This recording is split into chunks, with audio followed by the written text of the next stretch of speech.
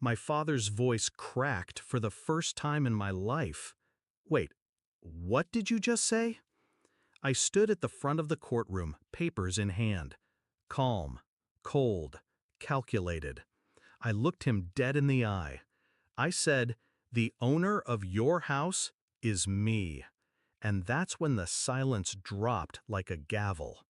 I didn't always plan to destroy them. At one point, I just wanted to be loved. But some families don't love, they rank. And I was always second. Daniel, my older brother, was the golden boy.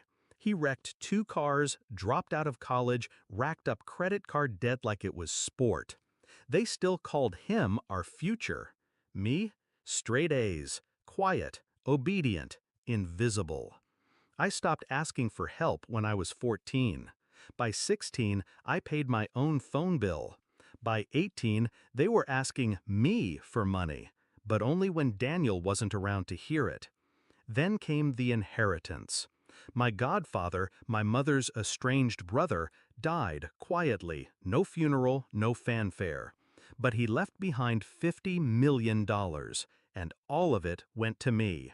He never liked my parents, said they were leeches, saw through the act. The only condition in his will? Keep it secret for 5 years. I didn't ask why, I just honored it. Because secrets, I've learned, are leverage. I stayed in the shadows. Let them think I was still poor, struggling. Meanwhile, I was buying properties, stocks, assets, a holding company here, a trust fund there. By year 3, I'd tripled the inheritance. By year 4, I quietly bought their mortgage from the bank. By year 5, I owned their house outright, and they had no idea.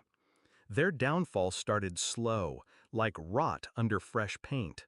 Daniel started a business. Well, they started it for him, dumped their savings into his crypto coffee pet spa startup.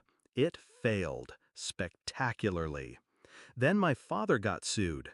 A bad deal, falsified reports. Legal fees drained what little they had left.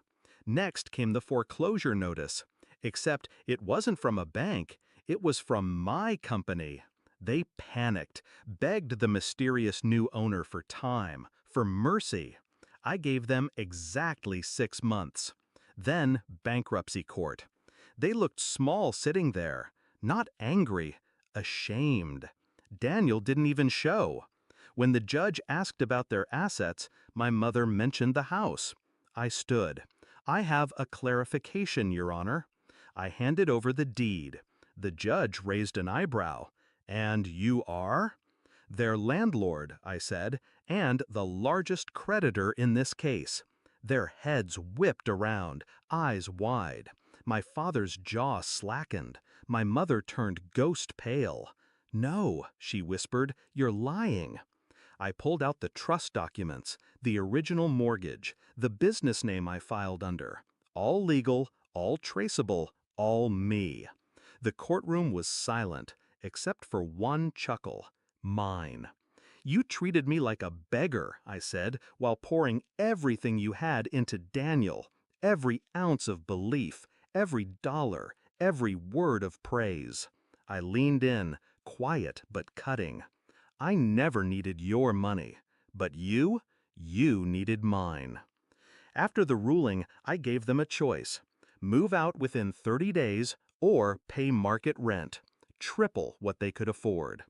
They moved into a 1-bedroom apartment on the outskirts of town. No garage, no yard. Just enough space to remember every single choice they made. People say revenge is toxic, that it poisons the soul. But I disagree. Mine was clean, precise, surgical. They buried me in silence for decades. I buried them in truth. And truth makes a hell of a headstone.